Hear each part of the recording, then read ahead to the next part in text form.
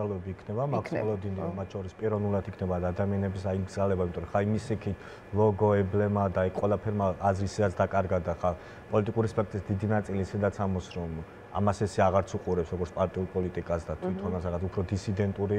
პოლიტიკა შემოდის და ამ ნაწილში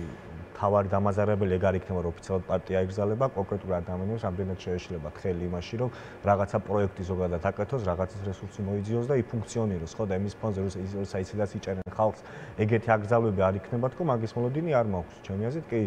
იქნება აკრძალვები, რა ფორმას მიიღებს, არ ვიცი, მაგრამ ჯამში ერთ-ერთი შანსი რამაც შეიძლება შენ გადაგარჩინოს, როცა შენი აკრძალვა ძალიან ბევრ ადამიანს აწუხებს, როცა შენი პოლიტიკიდან ამ ფორმით ლეგალურად რაღაცნაირად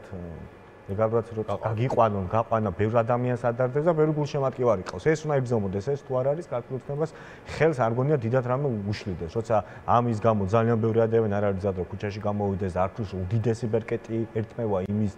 რომ შენ ვეღარ იქნები ლეგალური ფორმით პოლიტიკაში, ისე, რავი, რა შეუშლის ხელს არ გონია რამე ხელი შეუშალოს. საზოგადოების მხრიდან რამდენად გამოიწვევს ეს როგორ ფიქრობ რაღაცა აი ჩემი აზრით დიდ ნებადაღებას არ გამოიწვევს იმის ფონზე. ხო, რატო გონია? იმიტომ რომ თვითონ პოლიტიკური სპექტრი ერთი წელი შენ ისედაც ამბობს რომ ამბობ რომ ფორმალურ პოლიტიკას აზრი აქვს დაკარგული და არჩევნებში ისედაც არ გახვალ რომც იყოს დანიშნული და როცა შენ ისედაც თვით აკრძალვას აკეთებ ამით რომ აღარ ფიქრობ რომ ესე ფორმალური პოლიტიკით რამე შეიცვლება და ერთი წელი ამაში ვარ და ვიმყოფები და ხალხსაც ამას უყვები, მერე ხალხი დიდად ახლა არ გაბრაზდება შენ ისედაც იმ არჩევნებში რომელსაც არც აპირებდი როდის მონაწილეობის მიღებდი რომ ამბობ ციფრები იწერება და დამთავრებული აქვს ქვეყანაში პოლიტიკა, ამ დამთავრებულ პოლიტიკაში შენ ფორმალურად აიგზალები თუ არა, დიდად აღარ გონია ვინმეს აღელვებდეს, იმიტომ რომ ისედაც თulis რომ პარტიებმა საკუთარი თავი ამ ფორმით ისედაც ამოწყურებს. რა პროცესი დარჩება მაშინ? დისიდენტური პროცესი, როცა შენ ინდივიდუალურად შეიძლება რაღაცები აკეთო და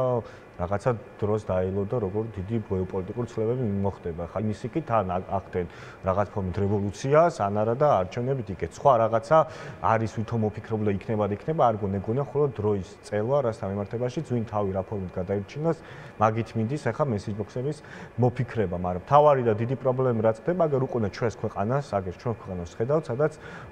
ყოფილ პრემიერ-მინისტრ და თავდაცვის მინისტრ ადანაშაულის საკუთარი პარტია რომ საკუთარ ჯარს ფული მოპარა და ამას მინდა კარგად ხაზი გაუსვა. მაგალითად, რამოდენიმე დღის წინ ვიყავი ერთი ადამიანის პროცესზე, 70 კაცი იყო, რომელსაც წინა პატიმრობა მიუსაჯეს, იმიტომ რომ ეს რო გარეთ იყოსო მოწმეებზე ზემოქმედება არ მოახდინოს და საქმით მასწავლებზე მუშაკაძე იძახდა დიდი რო გაუშვა თავისი მუშაბიჭებისთვის თქვა რომ ეს ერთი კვირა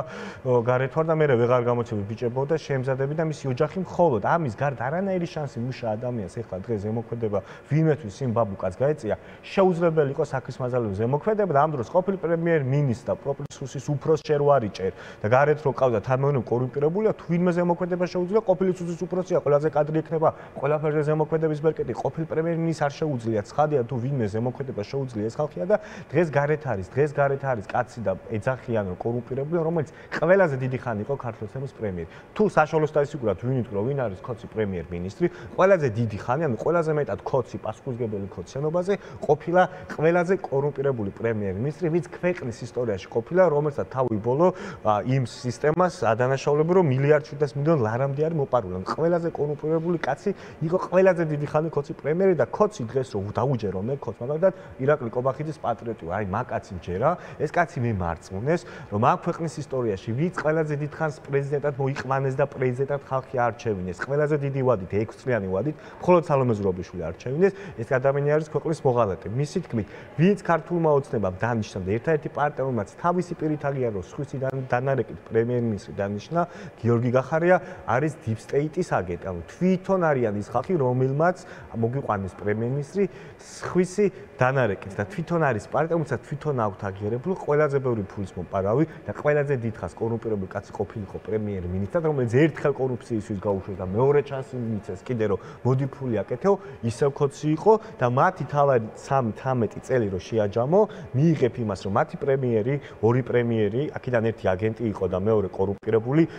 ერთ-ერთი კიდე პრემიერ, რომელიც მონასტერში გაიქცა, როცა გაუშვეს, თვითონ უნისევის კვლევის გამო, ისეთი დაშინებული იყო და იქ და კომენტარსაც არ იკითხებოდა, მედიას არ ენახებოდა, კვირიკვაშვილი რო გავიხსენოთ და ერთ პრეზიდენტსაც აგენტს ეძახიან და მეორე პრეზიდენტს 6 წლით აგვიჩენს, ყველაზე მეტად ზღუდა საკონსტიტუციო სასამართლო. ბახტაძე რატო გამოტოვე? აგენტიო, ბახტაძე მიბახტაძევა და რაც გაქანება ქონდა, ეგ გააკეთა, მაგრამ ჯამში დღეს ქართული ოცნება, შენ გეუნება ადამიანს როგორც ქოც, რომ მის მართლობაში ყველაზე დიდხანს კორუმპირებული კაცი ყავდათ, აგერ თავდაცვის მინისტრი გუშინწი ყავდათ, კაცი და მშვიდობაზე მელაპარაკება ხალხი, მშვიდობაზე. ხალხი, რომელიც ნახევრად საომარ სიტუაციაში ყოფ ქვეყანას, ოკუპირებულ ქვეყანას, საკუთარ ჯარს ფულს პარავდა და შენ მელაპარაკე მე მშვიდობაზე. და ესეთ ყველაფერი გარბის თვალსა და ხელშუა ნიუსად ვსქროლავთ და უყურებთ ესეთ მადლობა. უაზრო საშინელებებს. კი ბატონო.